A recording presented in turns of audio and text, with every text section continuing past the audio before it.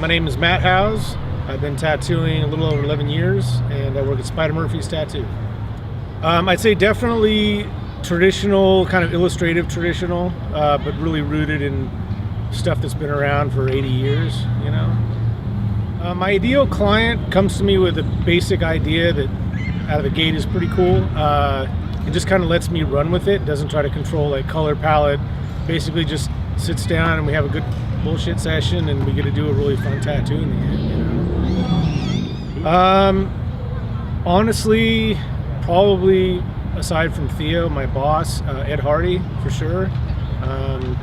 Yeah, I mean, nothing can be said that hasn't already been said about Ed, you know, so. Yeah. Well, I don't know how much coverage he's getting, but somebody who I don't hear his name brought up enough for how amazing he is, considering especially how long he's been tattooing, is Gordon Combs, who works at Seventh Son.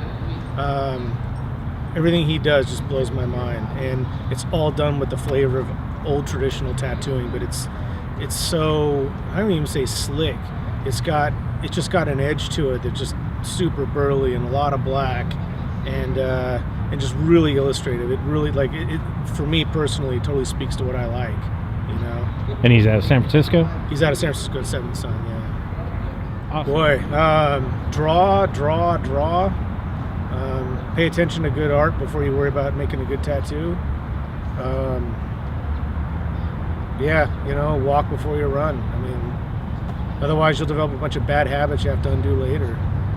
Yeah. Definitely the fact that the envelope's being pushed a lot more in terms of like what can be done in a tattoo and still uphold what I think is good traditional tattooing. The point of reference that people are using for how they put a tattoo together, everything from that to the composition, it's just there's definitely more art involved than there used to be, in more, I don't know, more reference to like painterly things and, you know, old advertising cuts or illustrative type stuff. I see more of that now. Yeah, and just with everybody who gets better, there's somebody that's trying to get better than that. So I think that definitely pushes it, you know. Educating the public is important, I think, mostly because people kind of fear what they don't understand a bit. And I think the more they understand about what it is that we do and we care about,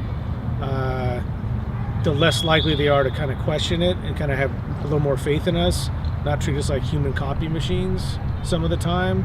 You know, a lot of times people come in with something they printed out off the internet or one of those bad sites that sells bad flash, and they'll want this thing verbatim that's just dog shit right out of the gate. And seeing more out there that this is what can be done with a tattoo, this is what you should be looking to get, I think that really helps people just get better tattoos overall, you know. Yeah.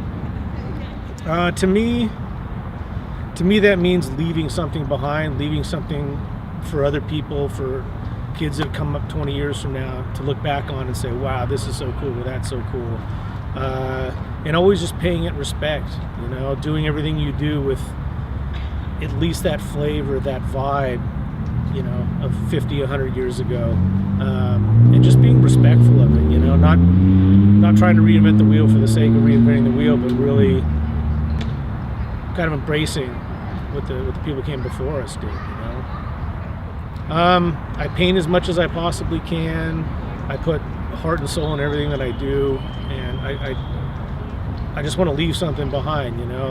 I want somebody to find a box of flash that I hand painted 50 years after I'm dead and just gets totally inspired by it and totally stoked by it. If I can do that, that'd be pretty cool, you know.